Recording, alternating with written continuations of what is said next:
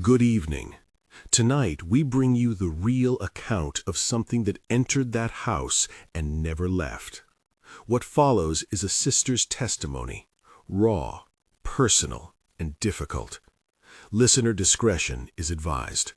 I never expected to tell this story into a microphone. For most of my life, Lucía and I were ordinary, in the quiet way people in Zacatlán are ordinary. Mornings stained with coffee steam, afternoons of gossip on the front steps, Sundays at our mother's house where the children chased pigeons and the sky always seemed clearer than it looked on the city news. She was my closest friend, not just my sister. When she laughed, I laughed harder. When she told me secrets, small, half-ashamed things, she spoke like a child letting go of a balloon. She had that softness that made people think her harmless. That softness made other people hungry for more than she could give. Daniel arrived like so many men do, bright, confident, the kind of smile that makes neighbors comment at the market. He was handsome, wore a jacket that smelled faintly of aftershave, and for a while he seemed to compliment my sister, not overshadow her. They married in a small church with plastic flowers. I stood by her side and cried because I believed she'd chosen safety. But charm can be a mask. The first bruise I remember was small and ridiculous, barely a crescent under her eye. She told me he'd caught her by the shoulder when they were asleep, a good-night push, she said, trying to make a joke and failing. Later, the explanations shifted. His hands brushed her. She fell down by accident. At home, his laughter turned sharp. His questions began to sound like accusations. He monitored calls. He criticized the way she talked to other men. When she left the television on, he would complain she was trying to make their house a theater where he was the villain. It started as control and became something heavier. He would follow her when she visited our mother. He would appear at places she thought were private. He told her, in quieter moments, that if she refused him, she would not belong to anyone else. An old and ugly kind of promise. She left him when a neighbor called the police, and he still came to her doorstep the next week with a bottle and a face that begged and promised. She packed a suitcase at midnight, the way someone packs away a life. I sat in my car at the end of the lane and watched her drive away toward the bus station, her hair tucked under a hat, a look on her face that didn't belong to the woman I'd always known. For days after, she lit up like someone does when a room just after a storm gets sunlight. She ate more. She smiled. We joked she was a bird that had finally learned how to fly. Then the small things began. At first, it was a smell. She would call me after lunch and tell me, embarrassed and confused, that her kitchen smelled like his aftershave, though she'd thrown the curtains and washed everything twice. "Maybe it's the neighbor's detergent," she said, trying to be rational. But the perfume, sharp, floral, the same kind Daniel favored, clung to the curtains even when they were open to the air. It appeared on the pillowcases even after she washed them.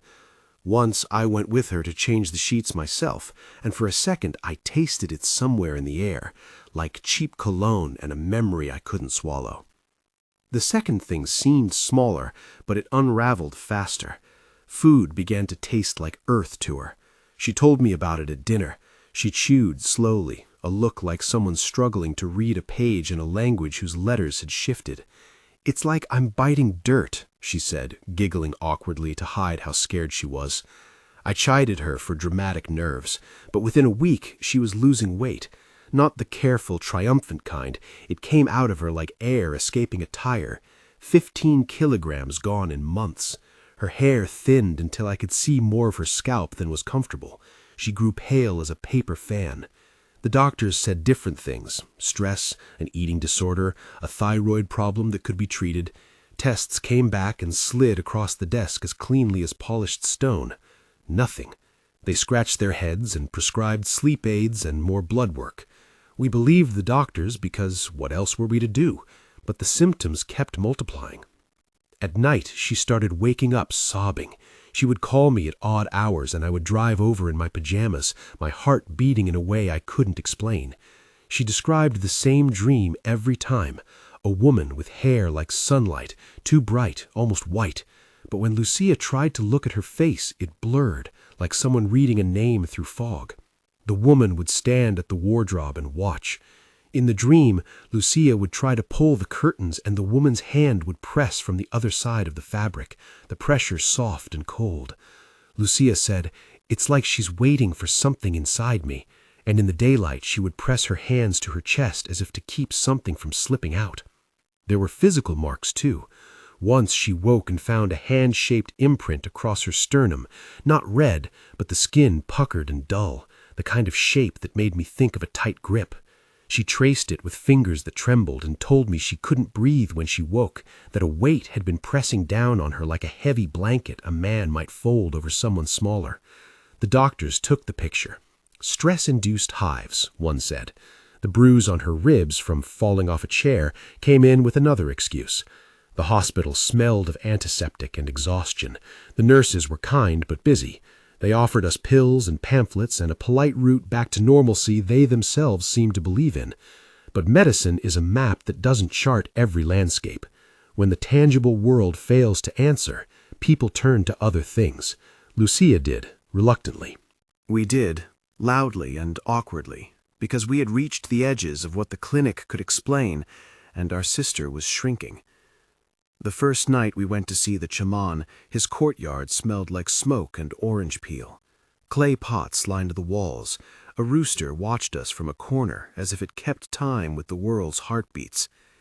He wore a soft gray cap, skin like worn leather. He asked no questions at first. He watched Lucía sip water and look out toward the mountains. When he finally spoke, he didn't use the words we had used at the hospital. He said simply that there was a strong work bound to her. He spoke of a female dead one, La Muerta, whose presence had been tied to our house. His hands were warm when he touched Lucía's forehead. He examined her like a mechanic examines a car, small gestures, a knowing that pretended no hurry. He prepared a cleansing with copal, a resin we burned, prayers half in Spanish and half in a dialect I didn't know, and he told us quietly that sometimes the only way to break the knot was to find where the knot had been tied. Often the cord is buried, he said, often at a grave. I remember almost laughing, a small, ridiculous bark of panic. Exhumations are illegal and scary and fit for movies, not for your sister's life. But desperation makes you read the margins of the law, like someone reading between the lines of a threatening letter. I thought in a flash of Daniel and the threats he used as if they were currency. We tried the chaman's cleansings first. He scrubbed Lucía with herbs. He had us burn copal until the smoke cut our eyes, and he rewrapped her clothes. She vomited once during a cleansing, and the nurse's daughter who assisted the chaman said the vomit had a rusty smell, as if metal were present. The chaman nodded at that and said nothing. After a week of smaller rituals, the nights remained restless but thinner somehow. The woman in the dream moved further away, like a ship receding while the sea still remembers its wake. Then the chaman's madrina came. She was older, a small woman who looked like a knot of roots and laughter. She had made a life of doing the things others said were impossible. If the chaman was the map-maker, she was the one who had walked every path. She listened to Lucía's body like a book she'd know how to read. "There is a parcel," she said. "There is an offering. We must find it." Her certainty was a hard thing. It lodged inside my ribs. We argued. How could we possibly dig up a grave? How could we drag a dead woman's belongings into the light? Who had the right to unbind a thing so intimate? For a while, we thought about leaving, simply moving far away and changing the locks, trusting that distance would be enough. But the smell of perfume came back. Appliances switched on at midnight. TVs that no one had touched flicked to static. One night, the closet door in Lucía's bedroom opened all by itself, and the wardrobe light blinked on as if someone inside had been searching. Once a light bulb shattered in a photograph frame, as if nails had been hammered into the glass from inside the picture. The things continued to stack like evidence. I have never been a religious woman in the way the madrina and the shaman were. I believed in ordinary things, blood tests, receipts, the way a stain on a shirt told who had been there. But when the world offers you only coincidence after coincidence, even a rational person will listen to a voice that says, perhaps there is something beyond what the doctors can tell you. It wasn't belief so much as exhaustion. We arranged it at night. The madrina insisted on a team. The shaman, his wife, the madrina herself, the three of us, and two of her cousins who knew the cemetery grounds. I remember the drive because the car seemed to resist leaving the lane. The steering was heavy, like moving through syrup. My hands were cold on the wheel. We did not speak. Above us, the radio's signal slipped in and out, a bleached whisper of a song. We drove past the last lights of the town and onto a road that narrowed and smelled of wet stone. The cemetery was a constellation of white crosses and silence. We arrived with flashlights that looked like comets, and our breath came out in white puffs, even though the night was not cold. At least, not the kind of cold that makes your fingers numb.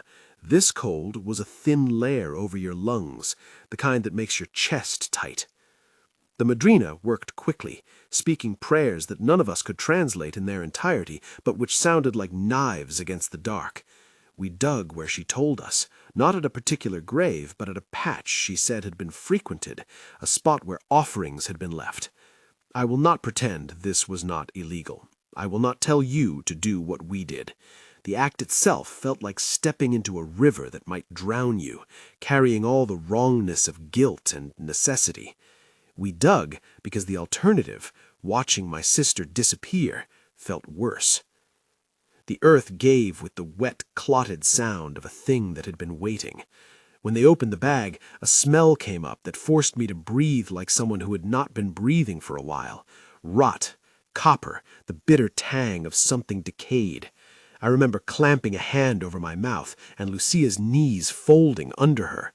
The bag had been wrapped in cloth that had once been bright and was now the color of old paper. Inside were objects, a small cloth doll, a heap of withered flowers, a handful of earth that seemed to swathe itself like a cloak, and photos, pinned deliberately, some with little pins stuck through them like tiny accusations. The photos were of Lucía, birthdays, the two of us laughing, a day at the river. The doll wore a fragment of fabric that matched a blouse Lucía had once lost. My stomach dropped the way it does when you realize a story you have believed is true is actually true.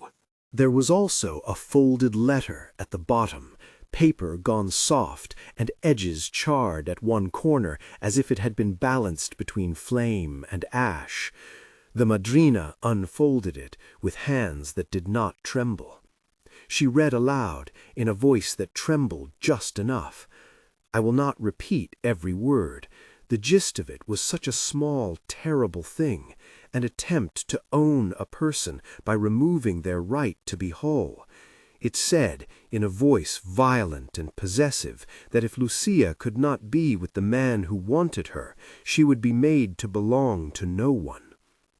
Listening to the words felt like someone striking a bell over my head until my ears rang. The madrina's face hardened, and the shaman reached for a small crucible in his bag. I saw Daniel's handwriting later, when the madrina handed me the letter. I do not know how to prove it to you. I only know the way my hands went cold and then hot when I set the paper on my palms. The strokes were the same, how he had signed his name on wedding invitations, the particular curl at the Y. Seeing that curl made everything line up like railway tracks leading toward a single engine. I could not accuse him. I had no legal proof that he had commissioned a thing like this, and I do not know if he ever did. But the letter in my hands, in the dark with the madrina's torchlight, read like a confession. We burned the objects. I am not going to teach anyone how to burn a thing or why flame must be used. I will tell you what the fire looked like. The madrina put the doll and the photos on a flat stone, and the shaman sprinkled copal so that the smoke rose thick and sweet, pushing against the rot with something licit-sounding and white. At first the flame licked ordinary yellow, then it deepened into a green that made the mugs we carried look ashen beside it. The air tasted of iron. The madrina sang, her old voice rough and steady, and we watched a past, small ceremonies, a child's birthday, the night we laughed under the string of those cheap lights, turn into a pile of ash that smoked like a small curse being read aloud and finished. When the last fleck of paper had turned and the smoke thinned, the madrina pulled Lucía toward her and dabbed water at her lips. I thought, absurdly, that this was the end. I allowed myself to imagine sleep without terror. I let the possibility live in me for a moment, as though I could fold it into my coat and carry it home. If you listen to stories like this, and you like the way they make your skin prickle, pause here for a moment. If this kind of account resonates with you, and you want more stories like this one, real testimonies told by people who lived them, please click like and subscribe. We collect and share them with respect. Share this episode with someone you think should hear it. It helps keep voices like Lucía's alive. After that, when the last ember had cooled and the madrina wrapped the ashes in a cloth, she looked at me very steadily. "We took it from the ground," she said, "and we burned what you needed gone. That is done." I wanted to believe her. Everyone wanted to. Lucía laid back in the car on the drive home with eyes that were heavy like a person who had been pulled under water and finally allowed to float up. That night she slept in a way she had not slept in months. Her breathing broadened, slow and even. I sat by the window in the small hours and watched the house breathe around her. No knocks, no whispering radio, no phantom footsteps in the hallway. I felt a relief so large it unstitched part of me. In the morning she ate eggs. She smiled without a shadow at the corner of her mouth. Her color returned, like something that had been painted over and then repainted again with better hands.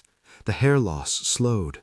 For a few weeks, life felt like it had been pressed flat and ironed smooth.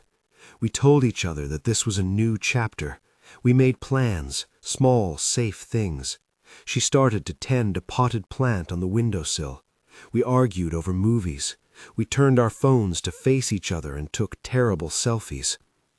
But even with the photographs gone and the ashes tucked away under the madrina's care, the house kept small, odd habits. At first they were almost tender, a single scent of cheap perfume drifting like the memory of a room after a guest leaves. A plate on the counter shifted a fraction between one morning and the next.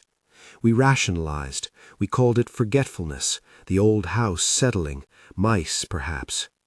Sometimes, standing in the doorway, I would feel a pressure at the back of my neck, like someone standing too close to me in a packed bus. It was not the bone-deep weight of the months before. It was something else, an echo, perhaps, or the knowledge that some things, once they enter, leave marks even after they have been chased out. There are nights still when Lucía wakes and says, almost to herself, "I heard her." She never describes the face clearly anymore. She will walk over to the wardrobe and hold the handle for a second, and her fingers will stay there a moment as if testing a seam. The doctors say her recovery is consistent with rest and therapy, and that the body heals when it is given the space to do so. Friends tell us to close the doors on superstition and live our lives. The shaman and the madrina visited again and performed smaller cleansings, performed blessings at doorways, and left us with words like watch and mind the places we were careless. We obeyed because it felt wrong not to. Even now, when I close my eyes, I can see the green flame for a second, the way the photos curled like dead leaves, and the particular curl in Daniel's eye that my fingers will never forget. I cannot tell you that everything is over.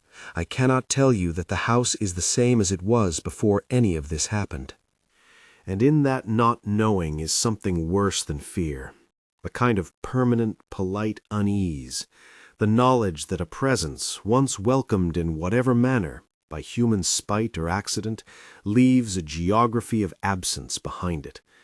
We cleared the parcel. We burned the clues. But to say it never left is to point at the way it rearranged our interior furniture, the silences, the sudden panic, the way Lucía locks the door twice. The thing that entered our house is gone in the way a bruise fades, but the memory of the grip remains. The rest of what followed, the calls the madrina would later refuse to make to certain people, the choices Lucía faced about revenge or forgiveness, and the way a family learns to keep living in a house that remembers, are harder to tell.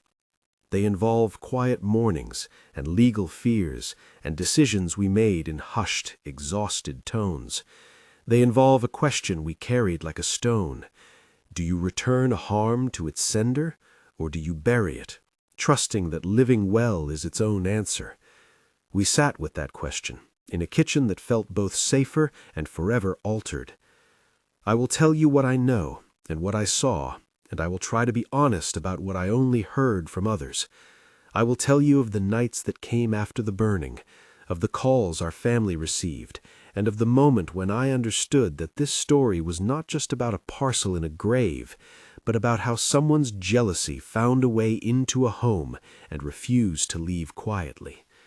I will tell you about Daniel, about how his handwriting on that letter reframed everything we thought we knew, and why, after all we've done, the house still feels like a place that remembers. But that comes next.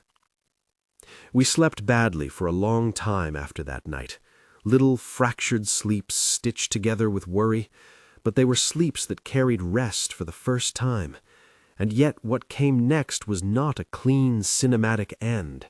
It was a slow unpeeling of consequences, of choices we hadn't wanted to make, and of warnings the madrina delivered in the low, blunt way of someone who has seen what comes of throwing a stone into certain waters. The madrina stayed in town for a few days. She did the small things the chaman could not, anointing thresholds, giving Lucía a cloth to keep under her pillow, tying a thread of red around the door hinges. She refused, though, to do something we asked of her more than once. People in grief are quick to imagine the last move is simple, return the harm to its sender and be done, but the madrina shook her head when we pushed. She said there were hands that did not belong to her to hold, and names that once spoken in retaliation become anchors. She refused to call certain people for us. She would not be an instrument for revenge. We argued about it at the kitchen table with coffee gone cold. My brother-in-law's name hung on everyone's lips like a cut that would not stop bleeding. Some of my cousins wanted his number. They wanted the madrina to bless a parcel that would find its way back to its maker. They spoke with a kind of righteous heat that made my throat hurt. I remember telling them that I did not, could not want to be the kind of family that answered hatred with the same coin. Lucía listened in silence for most of it, hands wrapped around the cup as if to keep her body from floating away. One afternoon the madrina took my hand and told me something I did not want to hear. Returning a thing to its sender will bind you to it in a different way, she said. You will become then as heavy as what you throw. It was not a mystical lecture, it was practical and small, like a plate slid politely across a table. She had seen families break over that choice, people who stacked revenge into a life until nothing else could fit. That line, the idea that revenge becomes a weight, stayed with us. When the chaman offered, a week after the burning, to return the work in kind, if that is what we wanted, Lucía surprised me. I had expected the opposite. I thought she would want the man who had hurt her to feel the same hollow terror he'd caused. Instead, she sat very still and said no. Her voice trembled, but it was a decision. I want my life back, she said, not his mirror of it. She chose to let the things stop with us. We had no proof beyond the letter to show the police, and the madrina warned us not to pursue certain routes. Some battles, she said, are fought with more than law. The following weeks included visits from people who left vague messages, a text with a single angry emoji, a photo of the bus stop near Lucia's work, sent at midnight, a call that hung up the moment I picked up. It could have been anyone with ill will and a phone. It might have been someone trying to test whether our outrage was performative. We told the police about the harassment and the clinic about the symptoms. Both were recorded and filed and given the small kindness their systems permit. Lucia began therapy. The actual therapy, a trained woman who listened without judgment, who asked questions that were slow and precise, who taught Lucia to notice the places in her body where tension had nested. There were nights in which she would throw herself against the mattress and sob until her limbs were wet, and there were nights she laughed in the living room while folding laundry, small sounds that felt like repairs being made to a torn dress. The physical healing kept its steady, ordinary pace. Weight crept back when she allowed herself to eat. The hair that had thinned grew in soft, slower strands. Pills were tapered. Sleep aids were used less. But the psychic work, trust, boundary, the fierce task of deciding who to let close again, took a longer season. Neighbors began to notice. Zacatlán is small in the way that lets gossip travel in both directions. It can lift you or drag you down. People who had known Lucia since they were children brought casseroles and offered to sit with us on nights when the silence felt like a thing. Others watched us from across the street, whispering into their hands. There was a kind of pity that felt like a public garment you couldn't take off. Those reactions taught me something about the way communities respond to harm. Kindness arrives like a net. Curiosity and blame sometimes come attached. Once, some months after the cemetery night, a man came to the house asking for Daniel. He said that he had known Daniel years ago and wanted to straighten things out, whatever that meant. I met him at the door and asked him to leave. He left muttering. I don't know if we were right to speak so sharply. Sometimes shame makes you over-defend. The madrina later told us she had heard certain people were circling. She said to watch for cars that repeated themselves on our street and to change our daily rhythms if it made us feel safer. I did such things. I picked new routes and tried to be invisible in the way a hand becomes invisible by not moving. There were small returns, little things that violated the clean relief we had expected. One month, on a day when the rain came down like a curtain, a smell of cologne threaded through the house so faintly that it was almost a dream. Lucia smelled it and went quiet. She closed the windows and then, after a moment, opened them again as if to test whether the world would replace that scent with something else. Another night, the kitchen light blinked on for a second when no one was there. A neighbor's toddler told his mother he'd seen a woman at the window, and their laugh when they told us made my stomach twist. We catalogued these things and then explained them away to ourselves. We called them, some of them, residue, not active aggressions, but shadows from a storm. At times I felt guilty for the way the family had fractured. We had all been different versions of colliding ships, some angry enough to want to fight, some terrified of making anything worse, and some exhausted into quiet. Our mother, who herself had learned to survive, called each of us and spoke to us as if to remind us that the choice to hold together was a conscious one. Lucia and I began to practice patience with each other, not the kind that's soft and easy, but the kind that requires a calendar and small boxes checked off. New locks, passwords changed, a neighbor who came by mid-afternoon to sit and drink coffee whether we wanted her to or not. One afternoon, the madrina came back to the house and brought an envelope. Inside was a small scrap of the burned letter, the bit that had not fully turned to ash when they wrapped it and took it with them. She had kept it not as a trophy, but as evidence, she said, in case we ever needed to show someone that we had attempted to confront something more than coincidence. She did not want us to carry it in our pockets for long. She told us to bury it at the edge of the garden and plant something over it. We planted a rosemary bush. It was the thing she suggested would smell clean and hold memory without calling it. Life rearranged itself. Lucía went back to work, slow at first, then with a steadiness that surprised us. She started saying yes to lunches with friends and no to calls from numbers she didn't recognize. She uninstalled a social media account she used to check like a wound. She walked with her shoulders a little taller.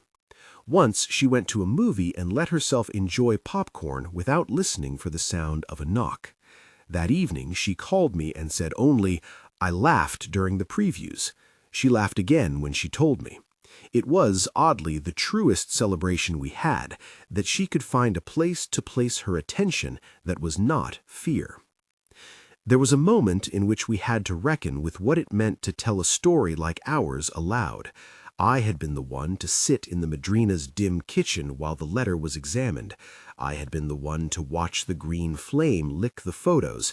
I had been the one to hold Lucía when she vomited and when she finally slept. To say it publicly, into a microphone, into an episode, was to risk being dismissed as fanciful or credulous. Some people will always find a way to explain away grief by calling it something else. But to me, the real of this account was not whether a supernatural force could be measured by a lab test. The realness was in the changes, the weight lost and the weight regained, the way she gripped the steering wheel now with both hands, the way laughter returned like light to a room that had almost forgotten what it sounded like. We never got an apology from Daniel. People who hurt others rarely seek to repair in the ways the wounded need. He called once that I know of, one late morning smoke of a call that came in and went to voicemail. The message was short, something like an overly plain, "Are you okay?" that hung as if needing to be more than that. We did not call back. The Madrina said, gently, that sometimes the work of healing is not to look for the person who broke a thing, but to build the thing again so it can stand on its own. Years have a way of thinning the sharpest edges. Lucía met someone else later, not a symphonic romance, not in the big way TV tells stories. Instead, a man who brought her lentils when she was tired, and who sat patiently during a therapy appointment once when she needed support. I am careful how I say this because I do not want to write another person's life into a tidy line. They are private and cautious and kind. They know the house's history because Lucía told him fully, and he stayed. He respects boundaries and does not smoke inside the house. Their presence was a kind of living answer to the Madrina's advice: choose life. In choosing to build again with someone who offered small, steady care, Lucía enacted an answer far stronger than retaliation could have been. But the promise of the title, that something entered that house and never left, was not a lie, even after the burning. The thing did not remain as a visible guest. There was no pale woman pacing the hallway every night. But what remained were habits and marks. Lucía locks the door twice. She checks the windows before bed. There are certain corners of the house that people avoid walking through when the light is low, not because the house will harm them, but because an association lives there now. The potted plant she nurtured in the first weeks began to thrive, but she still watches it on days when the room feels too quiet. There are photographs we will not replace, frames left empty on shelves. They are not burned out of spite, but as a kind of mercy, to avoid summoning certain shapes and faces for the sake of remembering. I still dream sometimes. Not the same dream of the bright-haired woman at the wardrobe. The dreams now are quieter and often about small things, a misplaced key, a hand that almost touches mine in a crowded bus, a plate that shatters but doesn't cut me. The heaviest residue is not the smell or taste of earth anymore, but memory, the knowledge that a house can be entered by something that is not a person, something born of human spite and ritual and cruelty. It has changed how I understand harm and how I understand recovery. Some things you can set alight, Some things you can only accept as part of the geography of your life and walk through. People ask me if I believe now. The honest answer is both and neither. I believe in what I saw. I believe in the way a human mind can be both miserably logical and wildly imaginative, and I believe that faith and explanation are not opposites that must fight, but languages that sometimes have to share a single room. I say, we burned things, and the doctors could not explain everything, and the Madrina would not call some people. These are the facts I know. The rest, what it all means about the world at large, belongs to each listener and how they carry it. If there is a moral in all this, it's a simple one and a messy one. If someone tries to own another person's life, you can fight back by making a life worth owning. You can answer violence by building kitchens where laughter returns, by keeping your doors bolted, not as prisons, but as promises of safety, by letting the people who hurt you remain outside your daily living. There is power in tending a plant and in opening a window to let sun in. There is power in refusing to let someone else's cruelty define the boundaries of your future. I still carry that little scrap of paper in my memory, the curl of a Y that I will never unsee, like a stone in the pocket of a coat I don't wear often. Sometimes, when the house is very quiet and the summer wind is thin, a faint perfume will come from the hall. I will freeze, and then I will breathe and tell myself the obvious truth, that perfumes drift and houses remember, and humans heal slowly. The presence that entered our house did leave something behind, yes. It left a new set of habits, a new story written into the walls, a children's lullaby that we learned to sing to drown out the echo. It never remained like a tenant with an address and a mailbox, but it became a set of aftershocks that we learned to live around. I do not tell this tale as an instruction. I tell it because it happened to us, because my sister nearly stopped being herself, and because someone asked us to speak. If anything in what I've said tonight serves as a warning, let it be this. Be careful with the things you ask for and the ways you hurt people, because sometimes hurt does not stop with the hurting person. It keeps going like a rumor that refuses to die. Lucía is here beside me now, in the next room, making tea. I will not ask her to speak for me. She has chosen to walk forward, to let the house be hers again in the small ways, her music at a low volume, a curtain washed in sunlight. We were lucky in the sense that she lived to tell the story. Luck is not everything. Courage and help and boundaries were all part of the recipe. If the thing that entered that house truly never left, then it did so by becoming part of a larger story, a story that taught us how to rebuild. Santiago, thank you for listening. If this account stayed with you, subscribe for more true testimonies, and share this episode from where you're listening. Send us your stories if you have lived through something similar. We treat every voice with care. We sit with the knowledge that some presences change the furniture inside us. We burned the parcel. We planted rosemary over the scrap. Lucía sleeps more nights than she used to, and when she wakes, she sometimes hums a song I don't recognize. It is a small sound, and it steadies me. The house is not the place it was before, but it is ours to live in, to lock and to open, to make noisy and to clean. The fact that something entered and left an indelible trace on our lives is not a condemnation, but an invitation to watch the doors we leave open and to build, carefully, a life that resists being owned.